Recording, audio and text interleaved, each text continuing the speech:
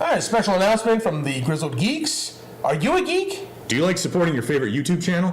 Do you insist on leaving the house with your torso covered? Well then, good news, because you can buy any of these shirts you see here. Plus one more. Plus one more. At Teespring.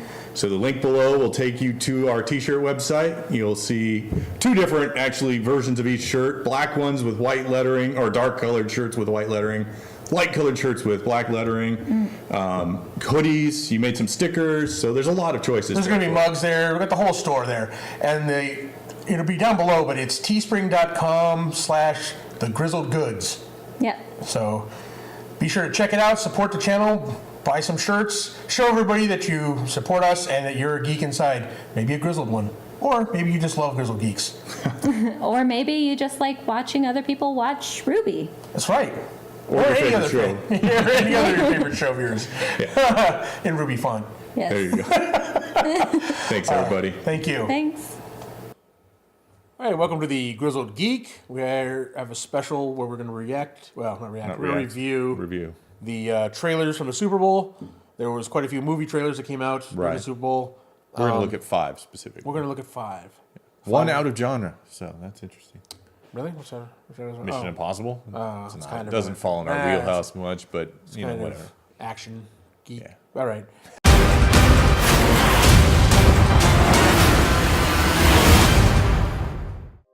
Well, let's start with that one. The Mission Impossible. Now, are you a fan of the Mission Impossible franchise? I've only seen the first 2. Oh, really? Yeah. Well, you don't need to see. I can tell you the rest of them. Like, well, I know the plot. The thing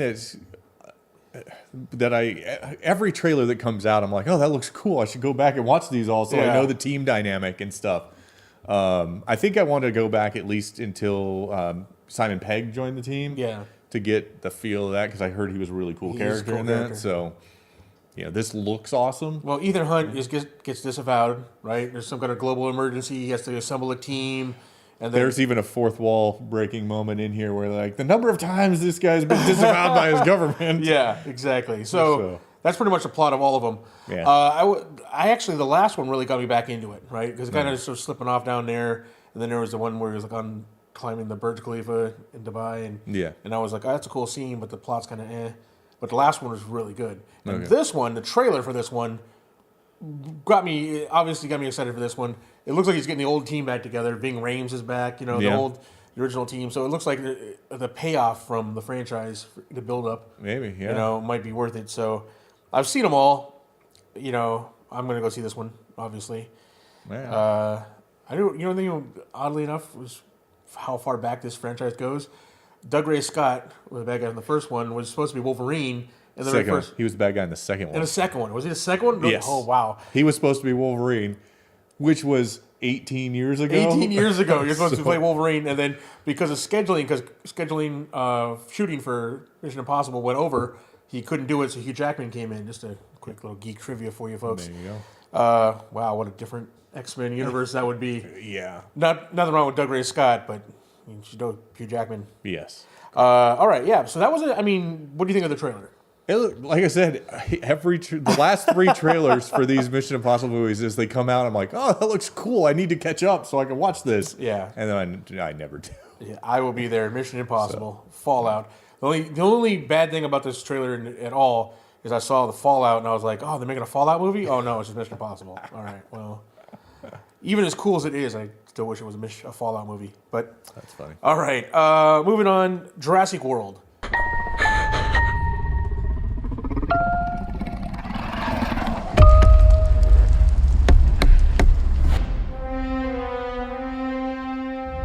Now, the first trailer for Jurassic World kind of sucked, right? It was like with the volcano erupting and the save the dinosaurs and getting the volcano plot from the book.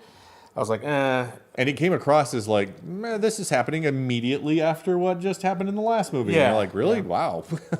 But this one actually, this trailer from the Super Bowl actually goes a little bit more into like what the story is going to be about, kind of the militarization of the dinosaurs. Which that just sounds like a dumb idea.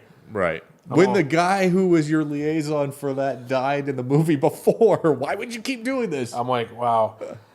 Yeah. You can't control dinosaurs. What is a dinosaur going to do for you in the military that a drone can't? Yeah. I mean, that's better than a drone. I'm like, this seems like a wasted technology. Plus, you got all the time in of training them and the unpredictability of dinosaurs. Right. Yeah, it just seems like a dumb military plan. But we get to see a lot of military guys get killed. That's true. They're that's trying to control these. And we got to look at this trailer. We got a sneak peek of the new hybrid dinosaur, which is basically a mini T-Rex with long arms. Yeah, I guess. How do you make a T-Rex more deadly? You give him arms. Yeah. Yeah. Now it's Arms that unstoppable. go further than this. Oh yeah. Now he's unstoppable. Yeah. You keep throwing an opposable thumb on the thing and they take over. So, what's your take on the Jurassic Park trailer? It was. I mean, it was okay. It was I'll see it because I like Chris Pratt.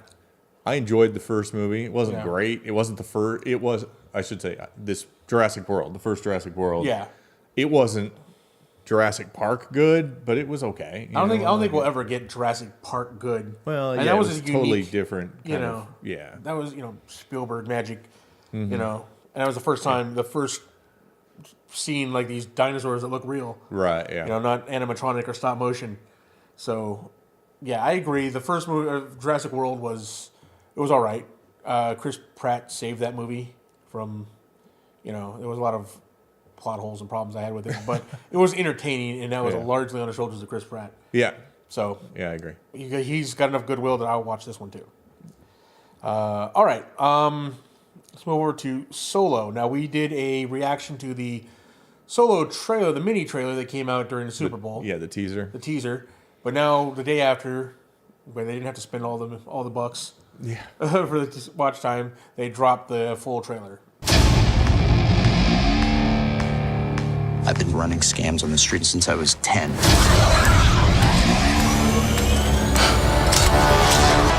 Your name? So now...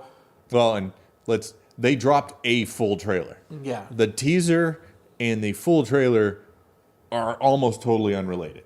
Yeah. There's not any duplication of effort. Very little duplication of effort between the two. They are two totally, completely different things. And tonally different, too. I mean, if you look at this, let's say this. From the teaser, we got the feel was very, like, Rogue One-ish.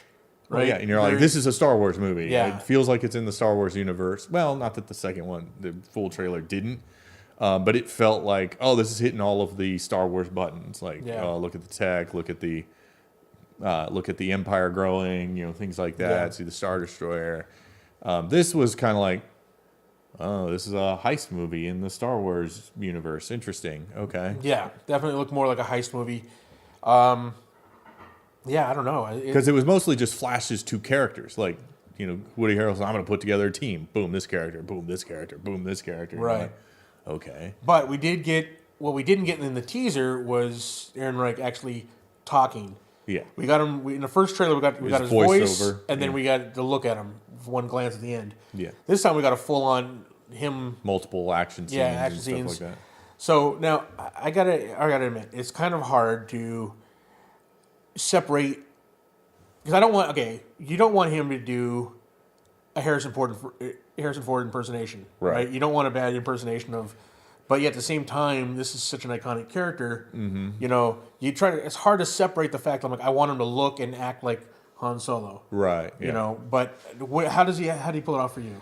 See, this to me is analogous to Chris Pine being Kirk. Very much so. So, Kirk's a very recognizable character. William Shatner, a very distinct actor. But Chris Pine manages to step in that role, make it his own while still paying homage to the original Captain Kirk. And I'm hoping that's what we have here, is what we'll get here. You don't necessarily feel it in this trailer. It's too short. Yeah. The lines are too clipped. You don't have an extended sequence where you get to see that. But I'm hoping that's what we're going to get out of it. I'm glad you brought up Chris Pine as Captain Kirk, because this is the great analogy for this. Because Chris Pine, like you said, he's not playing Shatner. No. Right? He's not playing Shatner. But he's a good actor, right? Right. He's doing his own take on the character, but he has enough mannerisms and, I don't know, sayings, or just the way the way he carries himself that are very Shatner-esque, right, to the point that you're like, okay, that's Kirk. Yeah. I can see that as see Kirk as a younger Kirk or whatever, Right. and I hope that's what we get from Ehrenreich, playing, Han Solo. I hope there's moments, little mannerisms or whatever, the way he carries himself, that you can look at the screen and you're in your mind, you're going, okay, yeah, that's Han Solo. That's what I want to see. So I agree with that 100%. But how would you rate the trailer?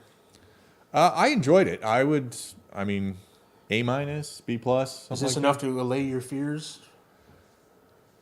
Between it and the teaser trailer, I'm cautiously optimistic about Solo. There we go. That's the word. I think that it's got the pieces it looks like from what we're seeing.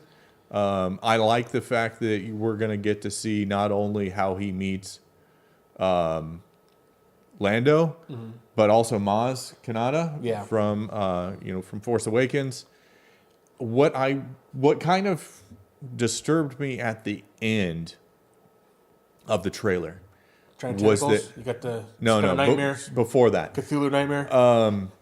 That Chewie was there when the team was being put together, so the team isn't about rescuing the Wookiees or breaking that out. Right. It sounds like this is going to be post.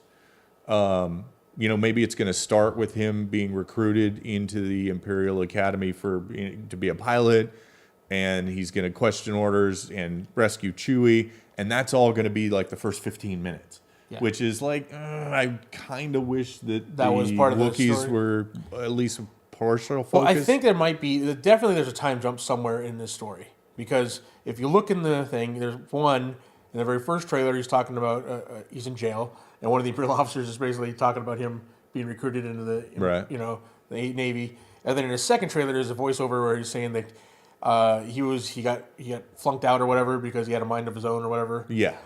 Plus, there's scenes in there like I forget the actress name from Game of Thrones, Khaleesi. Anyway, she's in there. In one scene, in the early scenes where she's in a speeder with him, she's got long hair, and then she's got short hair later on. So obviously, and then she's like, "I know who you really are," or whatever. Got it. So there might be like a time jump, right, from his early days getting started out, and then like jump forward to where, he's already a scoundrel or whatever. So, we'll see what happens with the movie. But like I said, I am cautiously optimistic for this. So, all right, moving on. The big one, Avengers: Infinity War. So this is it. It's all been leading to this.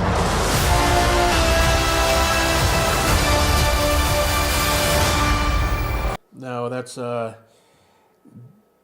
obviously it was only a short bit, because this is the one thing they didn't need is to spend money on a huge one. I didn't mean they don't need any trailers at all, but I understand this big audience at one time. You got to put it out there, put it in front of people who aren't comic movie fans. Let them know that it's coming. Because I don't know anybody who's not going to see this movie when it comes out. Yeah, I mean, it's Avengers: Infinity War, and the trailer. So this little teaser trailer, it had some new footage in it. So what do you think? Yeah, I mean, they were cool little images. They were, obviously from different points in time than we saw.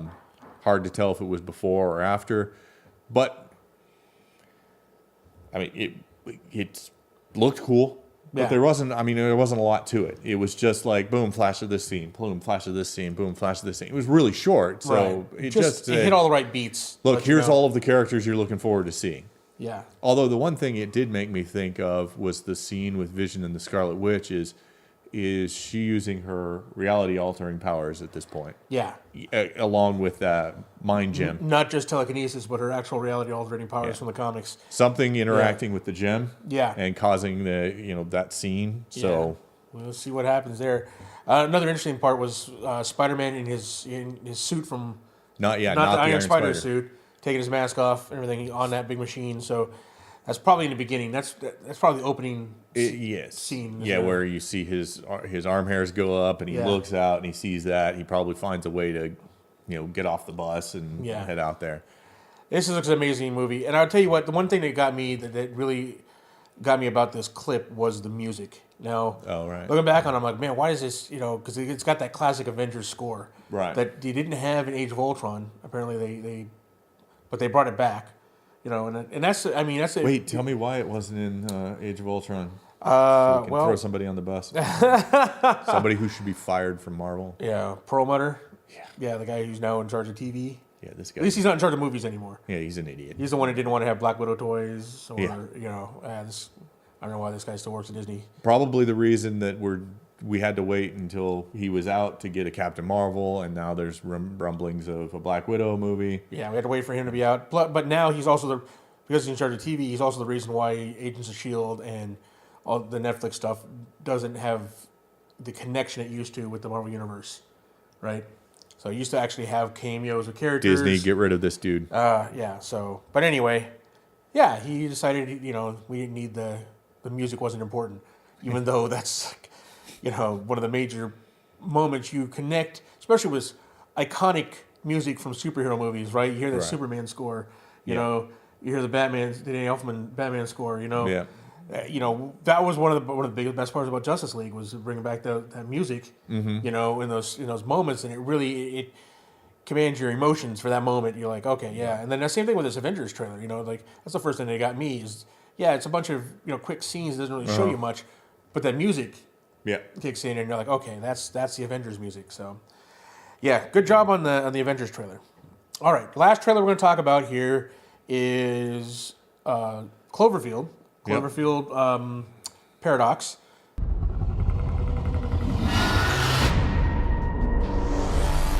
Whatever you're doing, stop.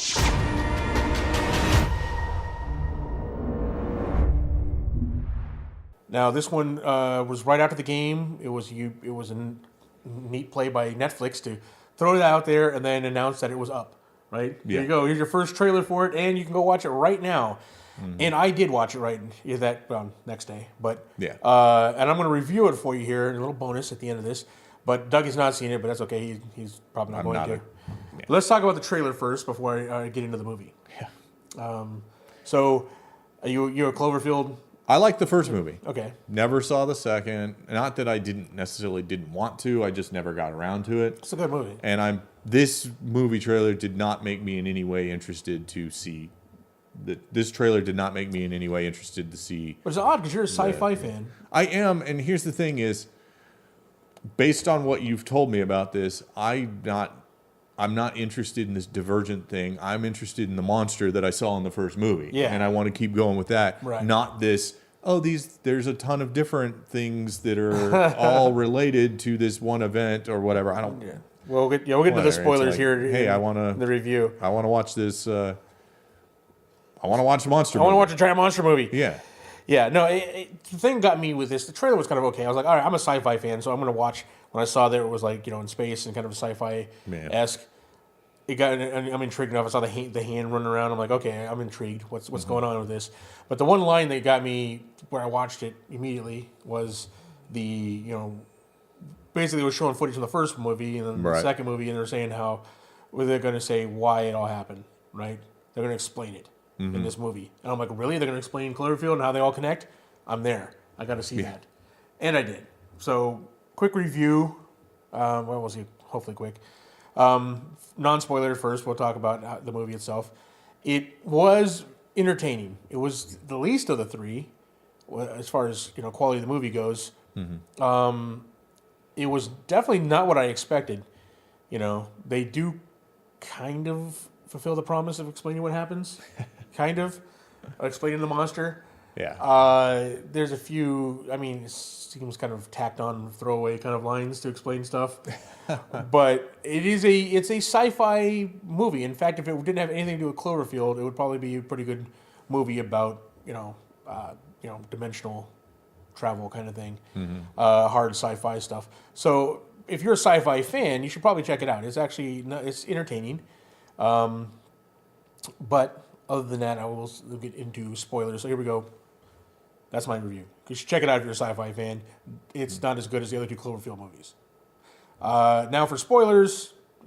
Start the spoiler warning. All right. I'm going to go jump right into the end here. It does explain how the monster shows up at the very end of the movie. All right, from the first Cloverfield movie. Right. We see the monster. But basically, the whole plot behind this movie is that it's in the year 2028. There's resource wars going on as resources are scarce, and they're conducting an experiment in space for this new particle accelerator to provide power for Earth, right? New power source. And then you get a little brief glimpse of the star, her and her husband on Earth, and explaining why she lost her kids, and she's actually going to go. She's got to do this to help mankind. So she's going to go up in space, and they're up there during the credits. You can see like the days tick by, and it's over 2 years that they're up there trying to do this experiment. Then the movie kicks off. They conduct the experiment, and basically they rip a hole in the fabric of space and time.